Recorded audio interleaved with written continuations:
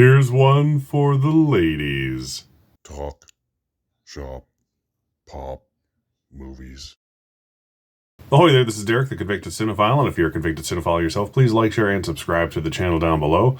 On my channel, I like to talk, shop, and pop open, that is, movies and physical media. And today I have yet another series, or continuation of the series, whatever way you want to look at it, of Oscarology videos based on Oscar statistics and things of that nature. Let's get into it. As I said, this is one for the ladies, and I mean it. It really is. I'm going to talk about films nominated for Best Picture, directed by a woman. The Academy Awards started in 1927/28. That was the first year. It was weird. They used to do it like that for the first handful of years until, the mid-30s, more or less. And the first film nominated for Best Picture that was directed by a woman wasn't until after I was already alive in 1986. Yes, I'm old. I was born in 1985. But yeah, it took 59 years for one movie directed by a woman to get nominated.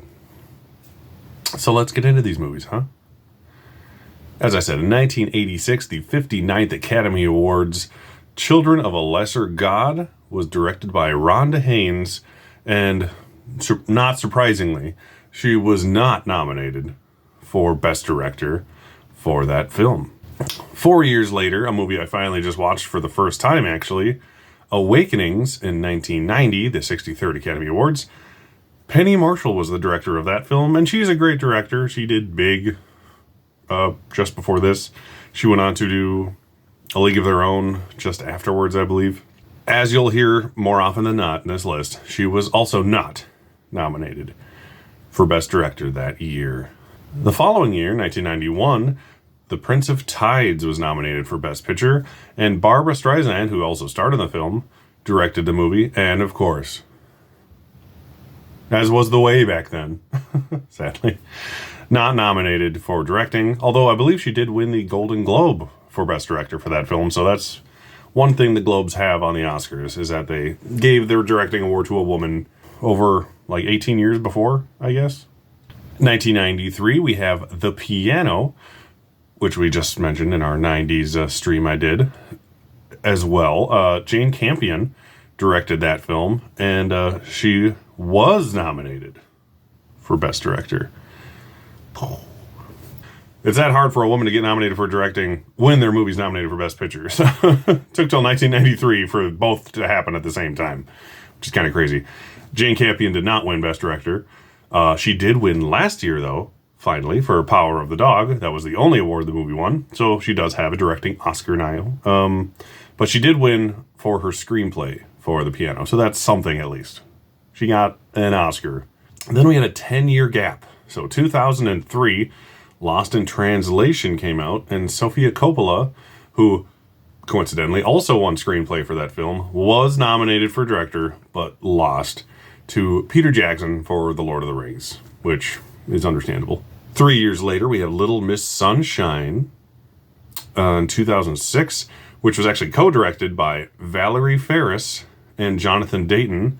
They were not nominated for director, but like I said, it was nominated for Best Picture. That film also won for screenplay, but they weren't the writers of that film.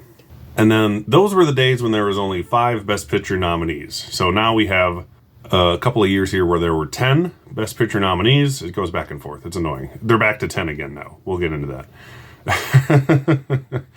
So, 2 years when they started doing the 10 Best Picture nominees, 2009, 2010. Both those years, we had 2 movies nominated for Best Picture that were directed by women. So that is cool. So, 20% of the movies were nominated by women, or directed by women, so that's something.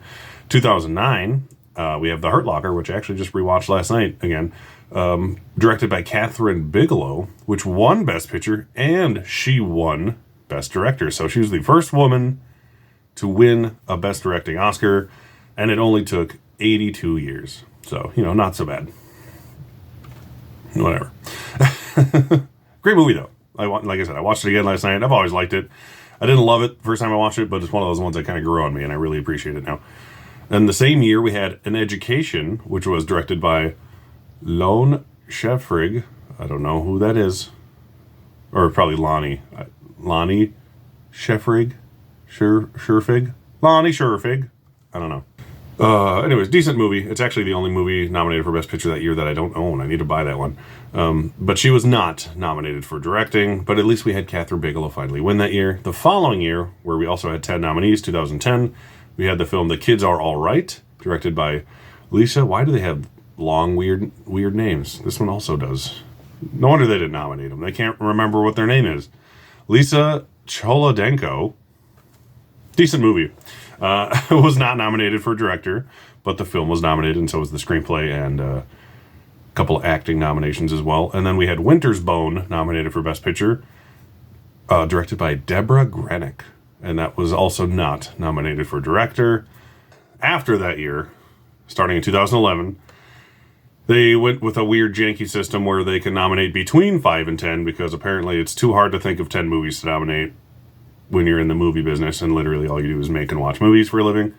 It's too hard to think of 10 movies to nominate, I guess. So they did this for a handful of years, and it was really weird and annoying. So in 2012, we had Zero Dark 30, which was, again, directed by Catherine Bigelow, the winner for Hurt Locker. And she was not nominated for directing that year, but that was a really weird year for directing. Like, you had Ben Affleck, who got snubbed for the Oscar winner, Argo. Quentin Tarantino was not nominated for Django Unchained, which he won screenplay for and supporting actor. She was not nominated for this movie, even though it got like 6 or 7 other nominations. It was weird. It was a weird year for director. I said before, look into it. It's awkward. Just like the track record of what was nominated that year. 2 years later, 2014, we had Selma, so Martin Luther King Day week here. The biopic of Martin Luther King on the Selma March.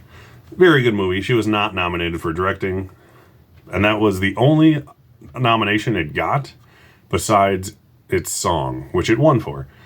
So it is probably officially the weirdest Best Picture nominee, because it, at least in nowadays, because it was only nominated for Best Picture and Best Song, like the most important category and the category people probably care the least about.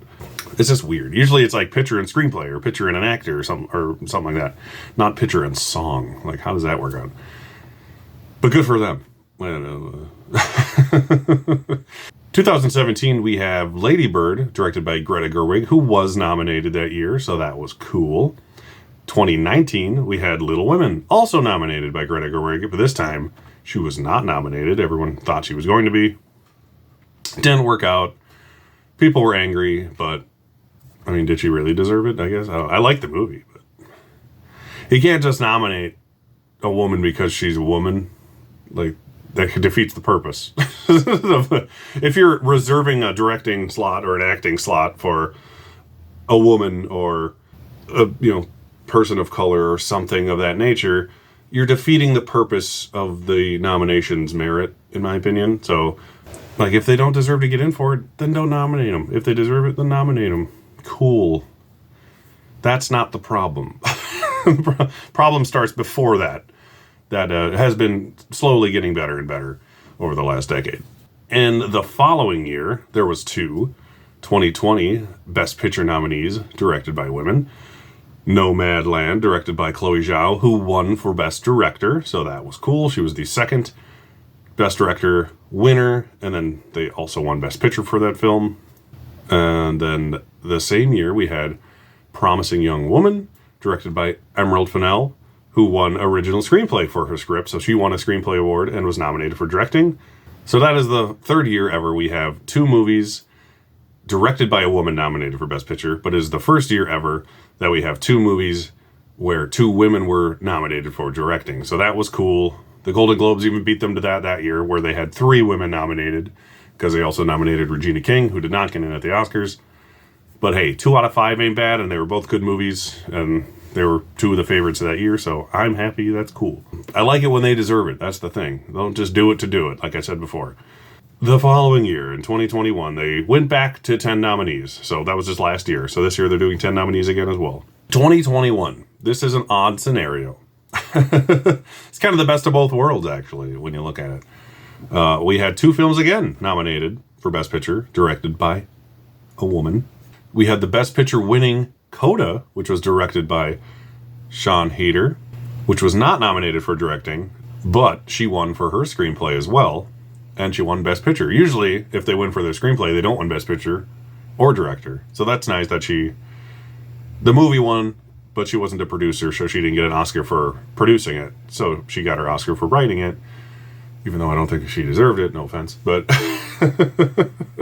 anywho, good for her. Cool that it happened. And then the other one, which won Best Director for Jane Campion, I mentioned earlier, was Power of the Dog, which was the movie that everyone thought was going to win Best Picture until Coda won at the Screen Actors Guild Awards, and everyone was like, you know what, that movie's nice. I want to vote for that instead, because, I don't know, it's easier to watch, I guess. I don't know. But that's it. Hopefully, we get, one this year. I honestly don't know if it's going to happen. I'm trying to think off the top of my head. Movies nominated by women that have a shot to get in for Best Picture. We have After Sun, which might sneak in. I doubt it'd get in for director, but it might get in for picture. We have The Woman King that might get in. Once again, won't get nominated for director most likely, but it could get in for picture. She Said has been kind of out of the race, so I highly doubt that's going to happen. And I'm missing a big one. Women Talking. I don't know why I had to look it up. Seriously. Like the only one that actually has a chance of getting nominated for Best Director and Best Picture. Woman Talking, directed by Sarah Polley. Will she get in? It seems unlikely at this point, honestly, because the movie's barely getting in, let alone her for director. But you never know. It'd be cool if she did. But like I said before, I don't want her getting in just because she's a woman. I want her to get in because she directed the film better than somebody else. That's why you should get nominated. Just saying. But yeah, that's it. That was one for the ladies. I have 4 more of these videos lined up. Please like, share, and subscribe to the channel. I have another series of these that I did a couple weeks ago. I am doing the BAFTA nomination reaction tomorrow, as soon as they announce it, which I think is 6 p.m. my time, Central Standard Time, so 7 p.m. Eastern Standard Time. The BAFTA Awards will do their nominations, I believe. And then, more importantly, next Tuesday is the Oscar nominations, finally getting announced at 7 a.m. Central Standard Time, so 8 a.m. Eastern Standard Time.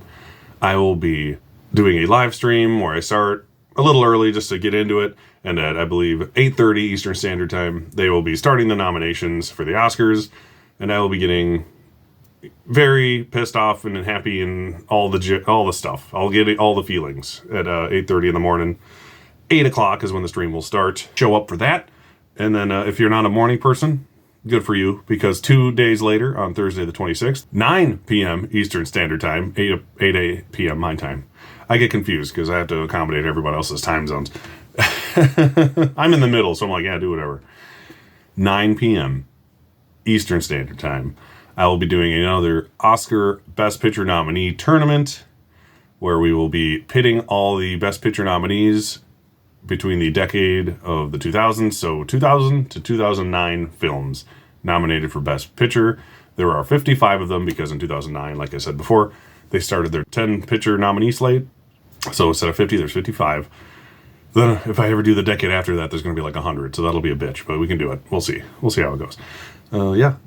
Once again, Thursday, 9 p.m. Eastern Standard Time. Like I said, my name is Derek, the Convicted Cinephile. If you like Oscar award season videos, physical media pickup videos, things of that nature, I don't just do this. It's just that time of year. Just FYI. Gives me something to do for a few months. Anyways, please like, share, subscribe. Catch my stream on Thursday and Tuesday of next week. I will have links they're already ready on my YouTube page. If you go to them, you could already notify yourself and remind yourself that they are happening. Please do that. I would appreciate it. Comment while we're doing it. I respond to all the comments. Comment down below which one of your favorite films directed by a woman was nominated for Best Picture and all that jazz. Do you think any women are going to get in this year? We'll have to wait and see on Tuesday, am I right? Well, I'll react to them being nominated or not. That's what I'll do. Thank you for watching, and I'll see you next time. Talk, shop, pop, movies.